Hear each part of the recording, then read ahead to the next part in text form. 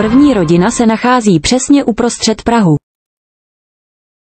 Dobrý den, já jsem Valerie Nováková, je mi 32 let, pracuji teď jako influencering, ale zároveň dělám i kadeřnici. Vlastně to je takové moje promo. Tady máte stránky, doufám, že to tam dáte teda. To je moje dcerka Evelyn, je jí 5 let a je toho zlatíčko, chodí do školky teda. Tohle je můj syn Emanuel, bude mu 6 let, oni jsou od sebe rok. Jemu bude 6 teda a je to totální zlatíčko, miluju je, jsou to můj život. Jinak manžel se neukáže, manžel je teď na odpolední. Další rodina se nachází v Ostravě. Dobrý den, jmenuji se Zuzana, je mi 38 let, ale všichni mi říkají Žižu. Nemám ráda, když mi někdo říká Zuzanou, protože tak mi říkali v klášteře. Já jsem byla i farář, já jsem, teďka vám představím teda mého muže. Takže jsem Josef, Ferko a chtěl bych vám říct, Já jsem Ferková. že mi je 65 let. Mu je 65 a je muslim, zase. To nesmíš zapomínat, on je muslim, jsi muslim. Já jsem chtěla být sem muslimka a my jsme se přestěhovali tady do světa, prostě jsme chtěli cestovat a taky jsme měli dítě, že jo? Jo, ukaž. My jsme ho pojmenovali, já to řeknu. My jsme ho pojmenovali Allah z důvodu toho, že prostě už v Allaha jako věříme, že? Ale už tolik zase už nejsme, jakože takhle. Zase on už mě nebije, to já už ho teďkon zbiju. Protože já jsem ani trochu takový alergický. Já jsem jen chtěla říct, že já jsem měla ten život docela těžký, skrz to, že jsem musela vychovávat ty děti sama, protože s manželem jsme teprve 3. rokem spolu, jako daní. Jo, manžel je trošku gestapo, takže s tím fakt jako moc není řeč, takže se trošku obávám, jaké to tady maminka náhradní bude mít. Ale snad to bude všechno v pohodě. Jinak, jak už jsem říkala, tak se zabývám tím influenceringem a kadeřnictvím. A manžel dělá zednické a svářické práce. Děti jsou zlatíčka. Ta mladší je trošku živější. Nechodíš do školy. Prosím tě, lásko, buď na chvíli ticho, točíme. Tak co chceš robit? Zlatíčko. Neumíš ani psát, ani číst nic. Dcerka je trošku živá. A do školy si nechodila. Ani nechodíš do teďka. Manžel se občas bojím. Občas roztřískává. Nestarají se o ní nic.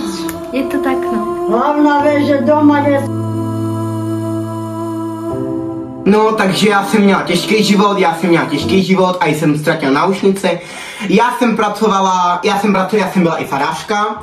Já jsem pracovala i jako mniška, i jako kuchařka, loupala jsem brambory, škrábala i mrkev a teď jsem byla boxeristka, že jo, to se na mě podepsalo asi nejvíce, s tím, že mám vlastně něco z páteří, že jo, protože když jsem byla v muslimsku, tak tam mě mlátil Josef, že jo, a já jsem mu potom dala velkou facku, z toho on nemá tež takový černý ty zuby, má trošku zčernalý, že jo, protože já jsem řekla, že já nechci být muslimka, že já věřím prostě v jiný bohy, že jo.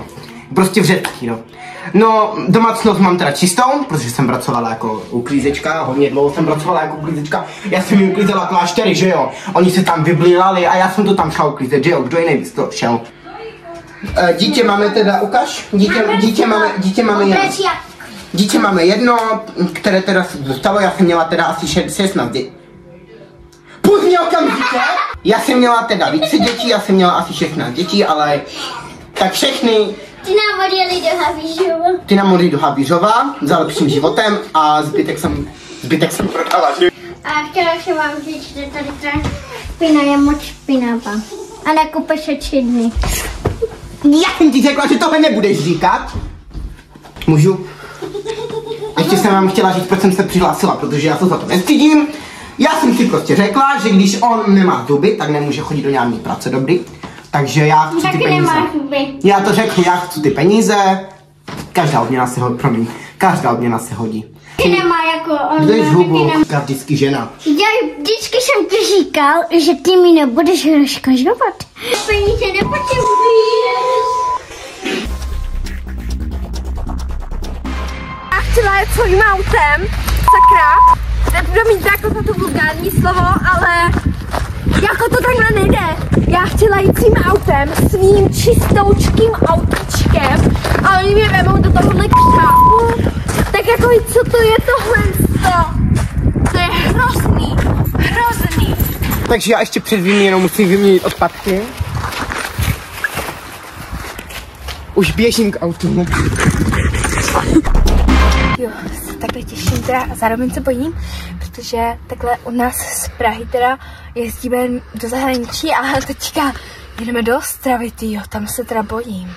Tam jsou prý gangy, no. Ke mně přišla no tak to nevím, ale každopádně u sebe pořád budu mít dezinfekci samozřejmě.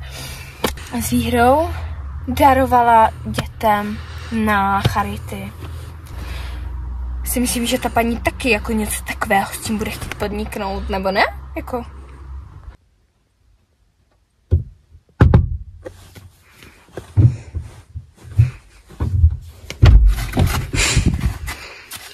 Dobrý.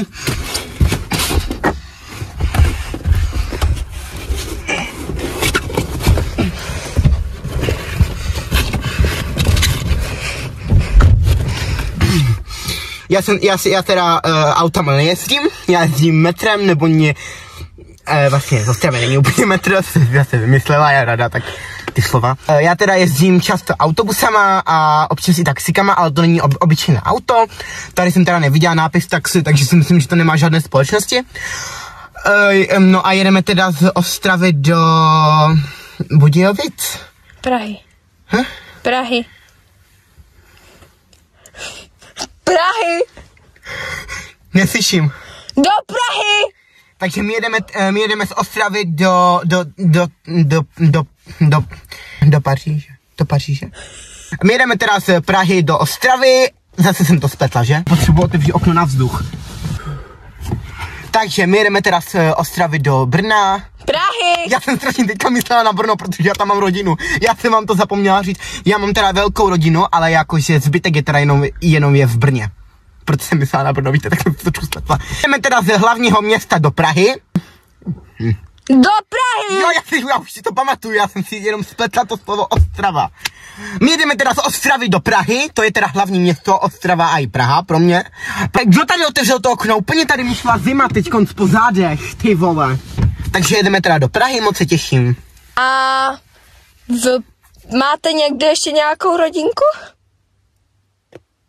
Jsem neprobila otázku, já mám trošku takový zpomalý metabolismus. Já mám rodinu, v Praze ne, v Praze jste mi vyřekli. Teďka si to pamatuju, teďka si mi to takhle jako si mě stadělo vedle sebe, víte? Teďka si mi to přeskakuje z Prahy do Brna a z Brna do Ostravy. Moje rodina jsou i bezdomovci. Já mám i bezdomovce, nevěříte, paní kameramka se na mě dívá. Já mám rodinu a i bezdomovce, protože oni nechceli, já jsem trošku, prostě mám rodinu velkou. Tam jde někdo. Míro! Míro! On vás neslyší. Míro! Já jedu do výměny! Míro! Já jedu do výměny! Míro! Už neslyší. Čau! Výměna! Auto, nápis! Vidíš nápis? Manželky! Já jsem manželka, ne? Já jedu pryč! Na co jste se ptali, otázka? A já jsem teda, já jsem měl těžký život. Ne, vy jste se neptali tohle. Nekřičte, já vás slyším. Ale my to chceme slyšet. Kamarády. Tak to vám mám říct o kamarádech, tak každý má kamarády. Třeba někdo má kamarády ve škole, někdo je má v práci a já je mám u popelnic. Teďka jak jsem běžela, tak jsem ještě zapomněla říct čau Markovi. To by jsem udělala s Výhrou.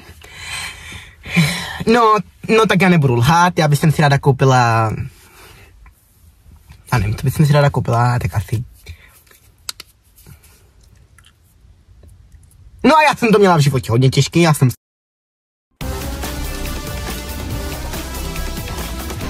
Tyjo, to už jsme tady jako... Jsme naproti policejní stanici, tak snad se nemusím bát. Já teda jako vůči Romům teda jako fakt nic nemám, já rasistka nejsem. Doplynu s něma, jo, děkuju moc krát. A jak se říká, jenom Němec, vždycky Němec. Strašně se obávám teda, ale já si myslím, že to bude dobrý a taky si myslím, že si, kdyby se něco dělo, tak policejní stanice to bude jistit samozřejmě.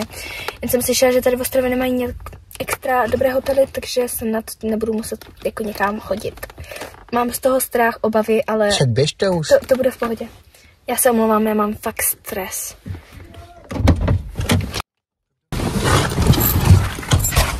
Už tady slyším někoho křičet a mám z toho velké obavy. Já se strašně omlouvám, ale jako fakt se strašně bojím. Jo, tak to ne, to vážně. Vážně tady, opravdu. Prosím vás, běžte už. Běžte už prosím do nového domu. Špinavá. Já se bojím. Nemáte v kapce?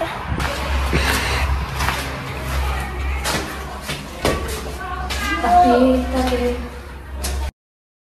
Sama špina tady, sousedi hluční. Tyjo, ještě nahoru. Strašně špina. Zničený fluhu, zničený stěny. Sama pavučina tady, bordel, smrad. Štítím se, asi na to vevnitř bude hezčí. Už cítím tu muslimskou kuchyni a vidím tak jako asi hodně dětiček budou. Ty brďo, no.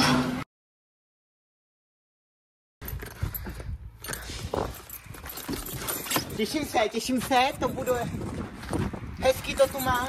Tak, hezký, líbí se mi to tady v Praze, je to tady velmi zajímavé a těším se. Ráda se poznávám s novými sousedy, teda a jdeme dolů. Ne, nahoru.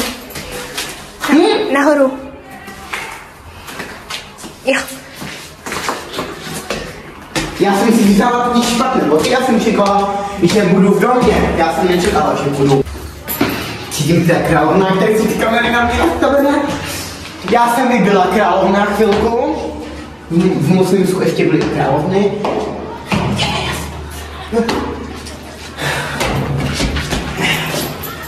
Vždycky si tak máme v Muslimsku, že vždycky o jeden schod, vždycky poslední.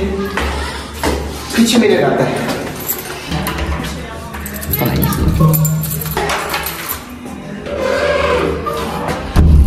Vždycky o domech se řeknete pro rodiny a tady cítím jenom zimu. Tam si moje hodny. Děti do